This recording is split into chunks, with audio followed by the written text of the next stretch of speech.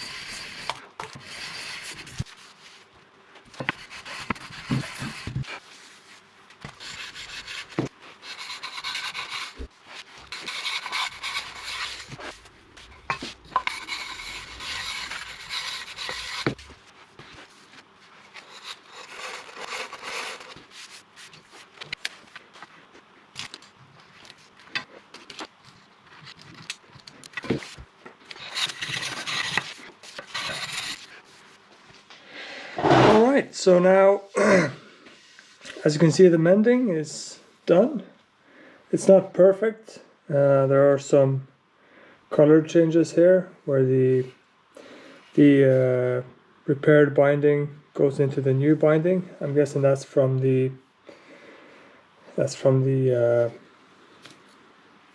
reaction. I used a stick, one of these skewer sticks with old lacquer on it to get the acetone onto the binding, and that's what you can see here.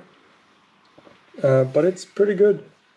You can't feel anything, and I think we might be able to bleach this out or just sort of blend it in once we start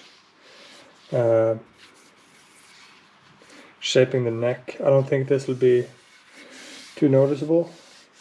As I said, you cannot feel it. So what I did was basically shave it down. Took care to save the dust from it. Then I started to, it went from a file over to using a small sanding beam or flat block, using a pretty coarse sandpaper. Then I used a scraper. That's just to, once I had the dust off, this will take off a lot. This is the ultimate scraper for flat bodies. It's a very good tool because that will take off larger chunks. It takes off like this. Looks like metal shavings almost from drilling. Then I put 800 grit sandpaper on a sanding beam, a leveling beam, just to make sure that I don't go down or have a high spot, either a low spot or a high spot. So make sure everything's flat and nice. And then at the end, I didn't want to sand this down all the way, so I wanted to cut that off. So I put the straight edge and just cut along it, and it turned out really nice. So I just want to show you what I did to get the glue out of the fret ends before we go any further. I started with a razor blade, obviously using gloves, and as you can see, there's quite a bit of dust in here now, but the techniques are the same. Let me see if I can get the camera a little bit closer. There we go. Maybe a little bit too close.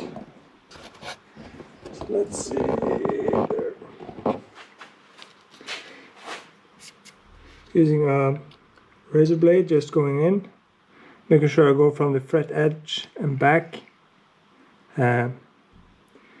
You do not want to go from the center out, because then you can nick the binding, which I did, but we're going to radius that again. And then just getting all the dust out. Obviously I would do this with a vacuum cleaner now, but just I did this for the glue as well. And there were some parts where I couldn't get the razor through the glue. So what I did there was use one of these Japanese razor saws. These are super thin, and the blades, blades on a normal saw will go like that, so that it cuts pretty wide, whereas the Japanese razor saw, the blades are just in line.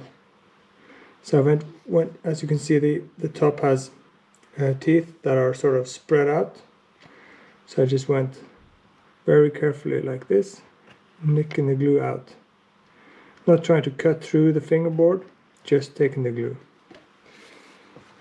And now we have nice, clean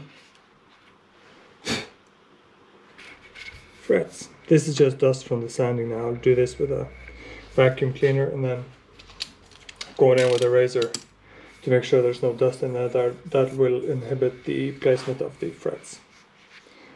Also, I drew out the headstock shape, and I think I'm going to go with the inner line and then maybe taper to the outer line for the back part, but I haven't really decided that yet.